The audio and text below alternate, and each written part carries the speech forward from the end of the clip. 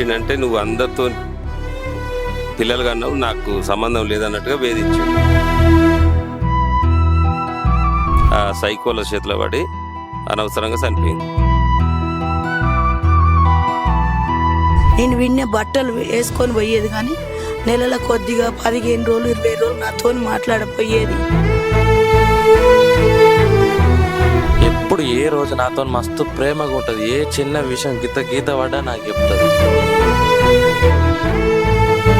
అన్నీ ఒక దగ్గర ఉంటాం, అన్ని కలిసిమెలిసి ఉంటాం అంటే పంపించినాం. ఆడికి పంపించిన కాడికి 1 month నుంచే టార్చర్ మొదలు పెట్టిండు. ఆడు పోయినాక ఆ నైట్ ఇంకా ఎక్కువ ఇబ్బంది పెట్టిండు, రాలేదు.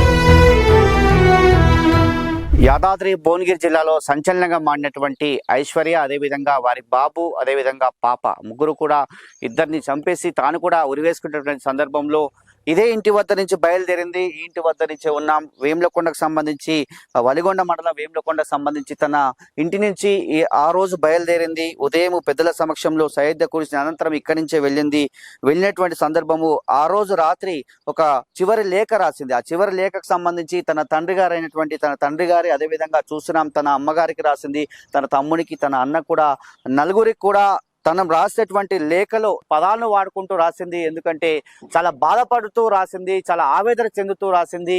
ఈ జీవితం అంటూ నాకు లేదు, ఈ జీవితంలో నేను ఉండలేను అని చెప్పి రాసినటువంటి పదాలు ప్రధానంగా చూసుకున్నట్లయితే వాళ్ళ తండ్రి గారిని ఉద్దేశించి చాలా పొగుడుతూ రాసినటువంటి పదాలని చెప్పవచ్చు. ఎందుకంటే నాన్న, నేను ఈ జీవితంలో లేకపోయినా సరే కానీ నేను మళ్ళీ పుట్టాలనుకుంటే కొడుకుగా పుట్టాలని చెప్పి తన తండ్రికి మాత్రం చాలా ఆవేదనగా లేఖ రాసిందని చెప్పవచ్చు.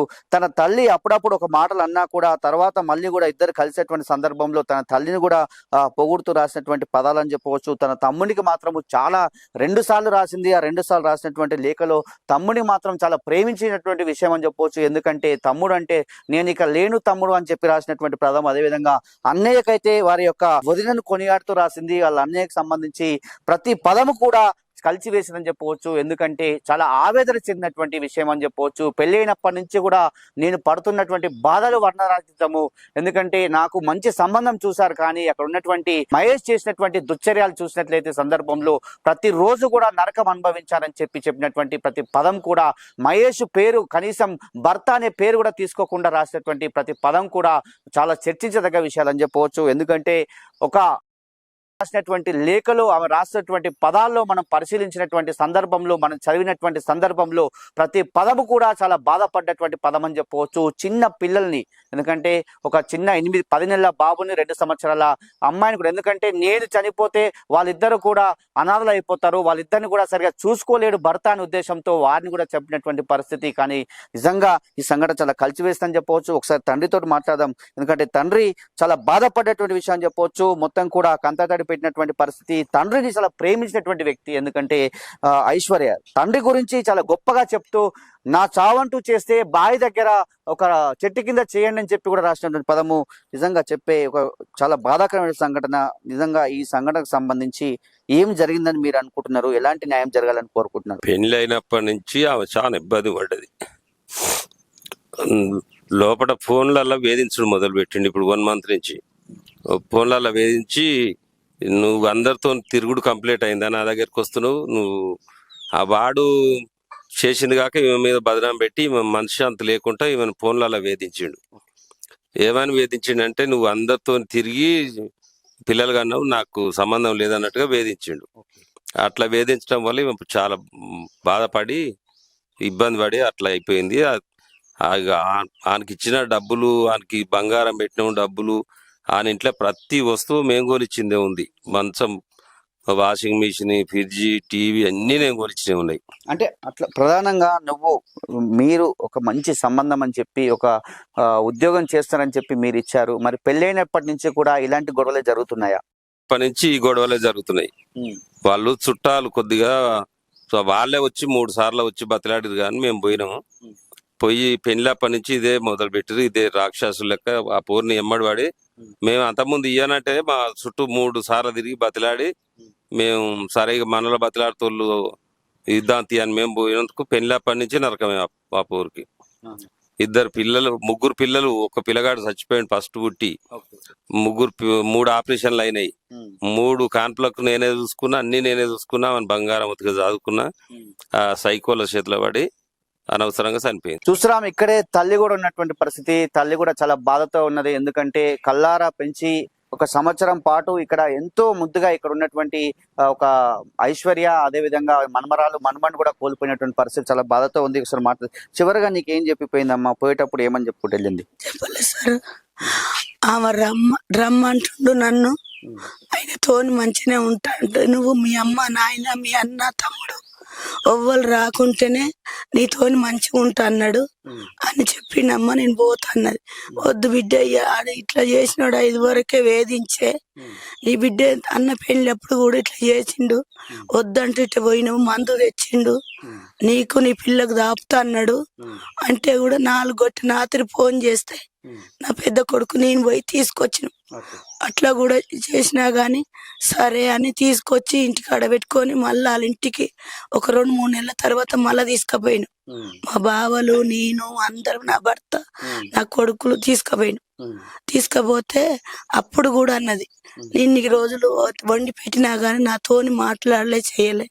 పెద్ద నాయన, నేను మీకు చెప్తున్నా, ఇప్పుడు నా ఇన్ని రోజులు తాగి వచ్చేది, నేను విన్నా తినిపోయేది, పెట్టుకపోయేది, నేను విన్న బట్టలు వేసుకొని పోయేది కానీ నెలల కొద్దిగా 15 రోజులు 20 రోజులు నాతోని మాట్లాడపోయేది. తీసుకుపోతే కుడిచి ఎత్తేసిన మా ముందరనే నా పిల్లని చంపుతున్నావు అని మా బావ లేచినా గాని ఇంకా మేము అందరం చెయ్యాలంటే నువ్వు ఒక్క చేతిలో మిలగలేవు, కానీ మా పిల్ల గురించి మేము ఇయ్యొద్దు కానీ ఇచ్చినాం గాని ఇట్లా అని చెప్పినాం అని ఏదో సర్దులు పెట్టి 2 తోలు వచ్చినాం. అమ్మ నేను మామయ్యని చూసి వస్తా, మమ్మీ డాడీ ఇడంగా రారంటే మేము అట్లా పోయి వచ్చినాం. ఆడంగా తీసుకొచ్చి ఒక 10 రోజులు అమ్మ నాకు గిట్ల ప్రెగ్నెంట్ అని వచ్చిందమ్మ అని చెప్పి అంటే, సరే బిడ్డ నేను చూపిస్తాడని తీసుకొచ్చినాక ఇంకా గంతే అని తీసుకొచ్చి దవాఖాన చూపించి, ఇక నువ్వు మంచిగా ఉండమ్మని 10 రోజులు ఉంచుకున్నా. రాఖీల పండుగ అయిపోయినాక కూడా 10 రోజులు ఉంచుకున్నా. 10 రోజులు ఉంచుకొని తోలు వచ్చినాం. దొంగ రాత్రి లేచిపోయిండు. ఆడికి ఎప్పుడు నా బిడ్డ ఉన్నప్పుడు కూడా తెల్లారంగానే పొద్దుకంగా వచ్చే అలవాటు లేదానికి. ఆడు కూడా ఇప్పుడు 12 గొట్టె రాత్రి వస్తాడు. ఎప్పుడు 12 గొట్టకు 1కి తాగి చేసి వచ్చేది. ఆ రోజు అట్లా అయిపోయింది. నాకు జ్వరం వచ్చింది. వాళ్ళు పోయిన కాడి నుంచి జ్వరం వస్తే, అమ్మ నాకు జ్వరం వచ్చిందని ఆమె మాకు ఫోన్ చేసింది. నేను మంచాల వండుకొని మాట్లాడుతుంటే తల్లి పిల్లలు ఏడ్చారు. అమ్మ చిన్న ఆమెకు జ్వరం వచ్చింది, నాకు జ్వరం వచ్చింది అంటే, ప్రెగ్నెంట్ ఉన్న టైంలో ఎవరికైనా జ్వరం వస్తుంది కానీ నేను నా కొడుకు భువనగిరికి పోయే పని ఉండే, చిన్న ఆయన పోయిండు. అమ్మ అక్కకు తినేది లేదు కాబట్టి ఏదన్నా కొనబోయి బుజ్జికి ఆమెకు తినబెట్టి తానిక తీసుకపోతా, జ్వరం వచ్చింది కాబట్టి కానీ పోయినందుకు వాళ్ళ అమ్మ నాయన వచ్చిర్రని ఆయనకి ఫోన్ చేసిరంట. ఆయన సెల్లుల రికార్డ్ అయ్యిందంటే ఈ మిన్నదట. మళ్ళీ అది కూడా మీరు చేసే అవసరం ఎక్కడిది? తల్లిది, తండ్రిది, ఆడవిల్లలది. నా బిడ్డకి ఎక్కువ టార్చర్ ఉంది. ఆడిని మొత్తము భర్త భార్యకు ఉండొద్దు అని వాళ్ళంతా నేర్పిండ్రు నా బిడ్డని. నా కొడుకు వచ్చి కూడా ఆడ తినబెట్టి బయటికి వెళ్దామనేసరికి నా బిడ్డని చంపుదామని ఒక కారద్దం తీసుకొని వచ్చి నా కొడుకునన్నా నా బిడ్డనన్నా చంపుదామని అట్లా తీసుకొచ్చి కారద్దం వలగొట్టంగానే అమ్మో ఏమో వలిగిందని బయటికి వెళ్ళేసరికి కారు వలగొడితేనే నువ్వు ఇట్లా అవుతున్నావేంద్రా, నీ అక్కని కొడితే ఏం చేస్తావురా అన్నాడు. నా కళ్ళ ముందర నా అక్కని కొడతావా అని ఇద్దరిగా అనుకుంటారు. ఖాళీ ఎవరైనా ఆ పరిస్థితులు ఉంటే చేస్తారు. ఒక్క చెంప దెబ్బ కొట్టినందుకే నన్ను ఇట్ట అన్నాడు, మీ ఇంటికి రాను అని కూడా అన్నాడు. మీ అన్నదమ్ములతో మాట్లాడను, మీ అమ్మ మీ నాయన ఎన్నడైనా గాని మీరెవ్వరు రావద్దు ఓ అవన్నీ చెప్పినా గాని వద్దు బిడ్డ అంటే మొన్న పోయేటప్పుడు ఏమని చెప్పిందమ్మా? మళ్ళీ టార్చర్ చెప్పి పెట్టిండు ఫోన్లో, అవన్నీ పెట్టిండు. ఇక తిరుగుడు నువ్వు రా నేను మంచిగానే చూసుకుంటా అన్నది కానీ అవన్నీ టార్చర్ పెట్టింది మాకు చెప్పలే. ఫోన్లో చెప్పిండాడు అన్ని. అయిపోయిందా, వస్తావా, నేను ఇన్ని రోజులు నాడు తిరిగే తిరుగుడుకు నా బిడ్డ మీద ఎందేస్తా. మాకు ఎవ్వరికి ఏం చెప్పలేక అన్ని బట్టలు విండుకుంది, మంచిగానే పిల్లల బట్టలు ఆరేసింది. పిల్లలకి ఇద్దరికే పెట్టుకున్నావు, ఎందుకు బిడ్డ నీకు పెట్టుకోవాలంటే నీకు ఎరికేగా అమ్మాడ ఉన్నాయి అన్నది కానీ ఇంత పని ఆమె చేసుకోలేదు. ఆడు ఫోను ద్వారానే ఆమెకు బాగా టార్చర్ పెట్టిండు. మాకు ఎవ్వరికి చెప్పలేకపోయింది. వాళ్ళ అక్క చెల్లెళ్ళకి ఫోన్ చేసినా చెప్పలే. వాళ్ళతో మాట్లాడొద్దని చెప్పిండు. ఆనికి మాత్రం బతకొద్దు, నా బిడ్డకు మనశ్శాంతి అవుతుంది, ఆనికి మాత్రం శిక్ష అయ్యాలి. ఏం చేస్తారో ఎట్ట చేస్తారో గాని ఆడు మాత్రం వాళ్ళ అమ్మ నాన్న అందరూ నా బిడ్డని బాగా చేసిరు. ఒకప్పుడు అలా ఏరాలు చచ్చిపోతే పోతే కూడా నా బిడ్డని అనరాని మాటలు అన్నరాలు. నువ్వు ఎట్టగా అన్నవే, నువ్వు ఎట్ట పుట్టినవే, ఎందుకు వచ్చినవే అని ఆడబిడ్డలు మస్తు తిట్టిరు నా బిడ్డని. ఆ రోజే నాకు ఆవేశం వచ్చింది, కానీ ఓ కాడికి వచ్చినామని నా ఆవేశం నేనే అనుభవించుకొని నా బిడ్డ ఉండాలిగా అనుకున్న. నాకు ఒక్క పిల్ల నిన్ను లేక అన్నట్టు లేదు, నాకు లేకపోలే, ఆమె మేము సాధకపోలే. కానీ ఆయన మాటలు భరించుకోలేక ఆడికి పోయినాక కూడా ఆడు టార్చర్ పెట్టితేనే నా బిడ్డ చేసుకుందో, ఆడ దొంగ రాత్రి వచ్చి చంపిపోయిండో తెలియదు.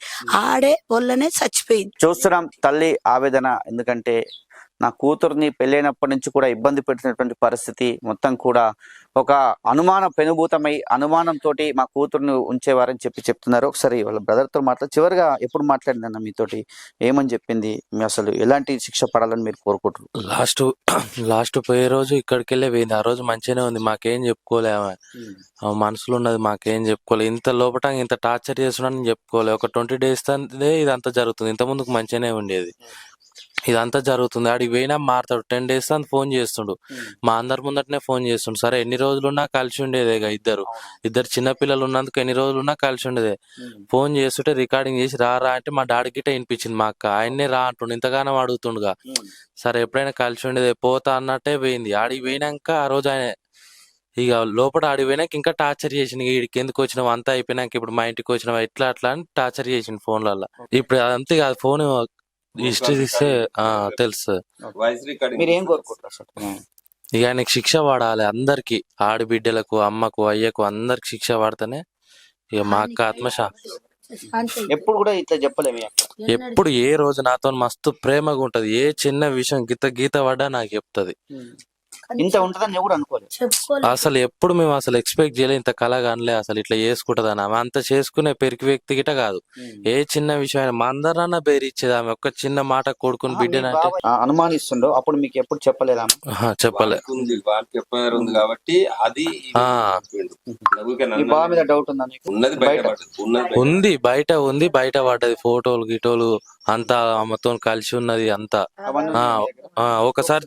ఒకసారి చెప్పినాం, అలా భర్తకే ఫోన్ చేసి చెప్పినాం.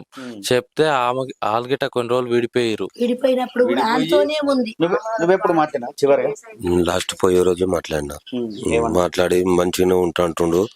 ఒక 1 month నుంచి కాల్ చేస్తుండు. ఓకే మంచిగా ఉంటాంటుండు, నేను మారి నేను మంచిగా చూసుకుంటా, నువ్వు వీడికి రా, మీ వాళ్ళతో మాట్లాడొద్దు, మీ మమ్మీ డాడీ తోటి, మీ అన్నదమ్ములతో మాట్లాడొద్దు, నేను అంత నువ్వు ఒక్కదాని బస్సు ఎక్కిరా అన్నాడు. బస్సు ఎక్కిరా అంటే బస్సుకు మళ్ళీ చిన్న పిల్లలు తీసుకుని ఇద్దరు ఎట పోతారని మా పెద్దనాయన వాళ్ళ డాడీకి ఫోన్ చేసి మళ్ళీ మాట్లాడినాకనే, మా బావకు కూడా ఫోన్ చేసి మాట్లాడినాకనే పంపించినాం. వాడికి పోయినాక కూడా మాట్లాడి అన్ని ఒక దగ్గరనే ఉంటాం, అన్ని కలిసిమెలిసి ఉంటాం అంటేనే పంపించినాం. ఆడికి పంపించిన కాడికి 1 month నుంచే టార్చర్ మొదలు పెట్టిండు. ఆడికి పోయినాక ఇక ఆ నైట్ ఇంకా ఎక్కువ ఇబ్బంది పెట్టిండు. రాలే, వచ్చిండా మళ్ళీ నైట్ వచ్చి ఎప్పుడైనా 11 గంటలకు వస్తాడు. ఆయన ట్రైన్ టైమింగ్ 11 గంటలకు వచ్చి పొద్దున మళ్ళీ 4 గంటలకు పోతాడు. అదే టైమింగ్ లో వచ్చిండు, చేసి పోయిండు అంతే. ఇక అంటే మీకు ఎప్పుడు తెలిసింది ఇది? మాకు మార్నింగ్ తెలిసింది, ఉదయం తెలిసింది. 7:30కు ఆ ఊరు సర్పంచ్ ఫోన్ చేసిండు. 7:30కు నైట్ వచ్చిండు, చేసిపోయిండు అంతే. కాకపోతే ఫోన్ మాత్రం అక్కడే పెట్టి వచ్చినట్టు లొకేషన్ లో.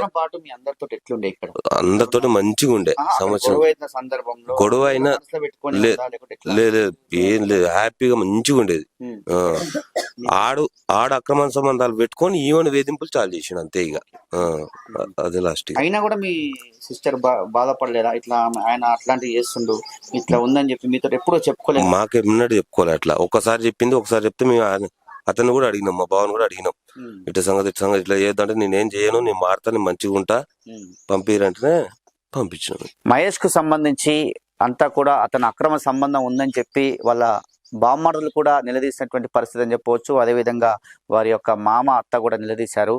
అయినప్పటికీ కూడా మారనటువంటి తీరని చెప్పవచ్చు. మరి నిజంగా ఈ యొక్క కేసు పైన విచారణ జరిపించాలని భువనగిరి ఎమ్మెల్యే కుమ్మం అనిల్ కుమార్ రెడ్డి ఎట్టి పరిస్థితుల్లో కూడా వారికి శిక్ష పడాలని చెప్పి కూడా మొన్న కోరినటువంటి పరిస్థితి. అదేవిధంగా ఈ గ్రామంలో కావచ్చు, ఆ గ్రామంలో కావచ్చు, మొత్తం కూడా నిజంగా శిక్ష పడాలి. అక్కడ ఉన్నటువంటి మహేష్ చేసినటువంటి పనులకు ఖచ్చితంగా శిక్ష పడాల్సిందే. ఎందుకంటే ఒక పసికూడలు చనిపోయినటువంటి పరిస్థితి, అదేవిధంగా ఒక కూతురును కూడా వీళ్ళు కోల్పోయినటువంటి పరిస్థితి, మనవరాలను కోల్పోయినటువంటి పరిస్థితిలో వాళ్ళు చాలా బాధతో ఉన్నటువంటి పరిస్థితి అని చెప్పవచ్చు. వేములకొండలో కావచ్చు, అదేవిధంగా ఈ మండలంలో కూడా తీవ్ర చర్చకు దారితీస్తుందని చెప్పవచ్చు. ఎందుకంటే ఒక బాధాప్త ఉదయంతో ఉన్నారు వీళ్ళంతా కూడా. అమ్మ కావచ్చు, నాన్న కావచ్చు, అదేవిధంగా వారి యొక్క తమ్ముడు అన్న కావచ్చు, అదేవిధంగా వాళ్ళు వదిన కావచ్చు, మొత్తం కూడా కుటుంబం అంతా కూడా శోక సముద్రంలో ఉన్నారు. ఎందుకంటే ఒకరు కాదు, ఇద్దరు కాదు, ముగ్గురును కూడా కోల్పోయినటువంటి పరిస్థితి, మొత్తం కూడా కంటతడి పెట్టినటువంటి సిచ్యువేషన్ చెప్పవచ్చు. ఏది ఏమైనప్పటికీ సుమన్ టీవీ కూడా కోరుకుంటుంది ఖచ్చితంగా ఇలాంటి వారికి శిక్ష పడాల్సిందే. ఎందుకంటే అనుమానం పెనుభూతమై, అదేవిధంగా అక్రమ సంబంధమే పెనుభూతమై ఇలాంటి దుశ్చర్యలకు పాల్పడుతారంటే ఖచ్చితంగా కఠిన శిక్ష విధించాలని చెప్పి సుమన్ టీవీ కూడా కోరుకుంటుంది. ఇది గురునాథ్తో శరత్.